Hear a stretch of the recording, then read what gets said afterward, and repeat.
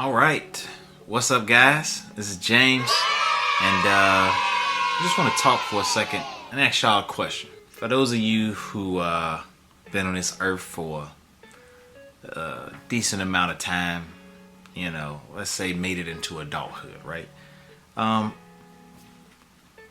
Did anybody ever have the talk with you when you were growing up? Because nobody had that talk with me. I mean, I was always told that I should wait to marriage, and that God says that I should wait to marriage. Only thing is that at the time I knew about God, but I didn't know God, if that makes any sense.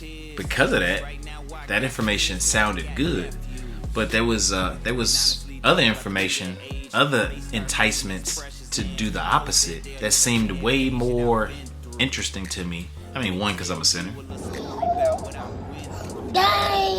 But two, because I just felt like I got more compelling reasons. I do get the whole, because God said so should be enough.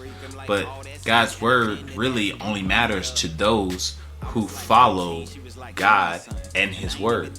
And at that time, that wasn't the case for me. So while the argument sounded good, the natural desire to do these things that only grown adult married people are supposed to do came up. And because, I'm around people who also are godless and really just want to follow their lust and their sinful desires, birds of a feather flock together, and we were basically trying to do the same thing. But I often think about it sometimes, like, what if somebody would have sat me down and had this important conversation with me? Would I have had the wherewithal, the ability to restrain myself and my desires and my urges? If someone would have gave me a compelling reason as to why I shouldn't have gone down the route of promiscuity, would that have changed anything about me? Let's explore that just a little bit, right? So,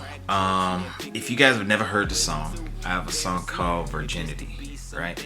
And so in that song, I talk about how old I was when I lost my virginity, type of things that I wound up doing after, my thought processes within chasing after those lustful desires, and kind of wishing that I wouldn't have gone down that rabbit hole so far.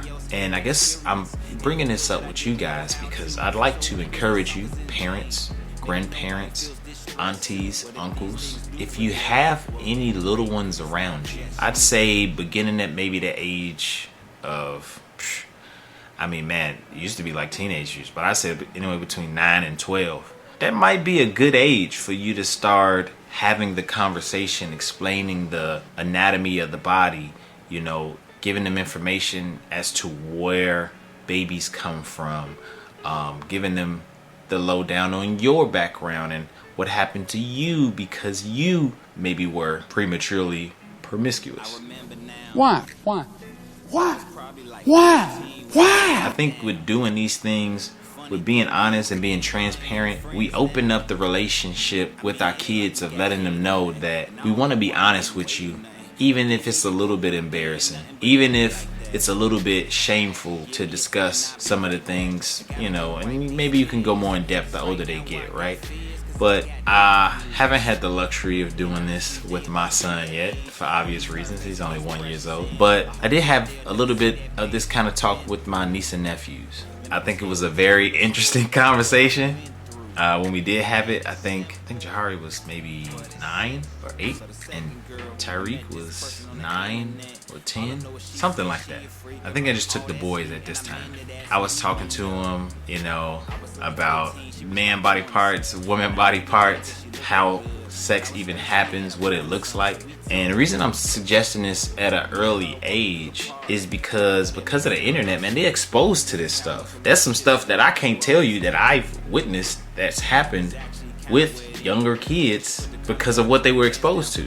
And so my encouragement to you is be the first person to teach your kids. Remember, we're supposed to train up our children in a way that they should go. So often, parents readily pass that buck and their responsibility off to, the public school system, the Sunday school, children's church, people. Stop it. And you spend way more time with them than either one of those two parties. Plus, you have a responsibility for them.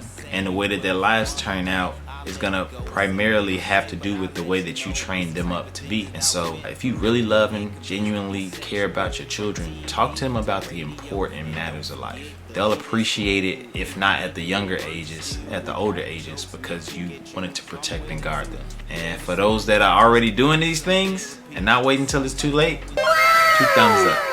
There's more in this conversation, more things to be talked about, but that's gonna be it for now.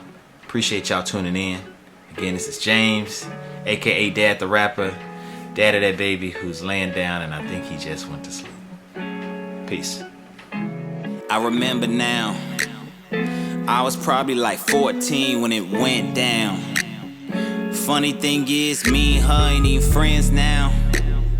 I mean, it ain't like we got hate or nothing, and I don't know why we didn't wait or nothing. We didn't even go on a date or nothing, but it be like that.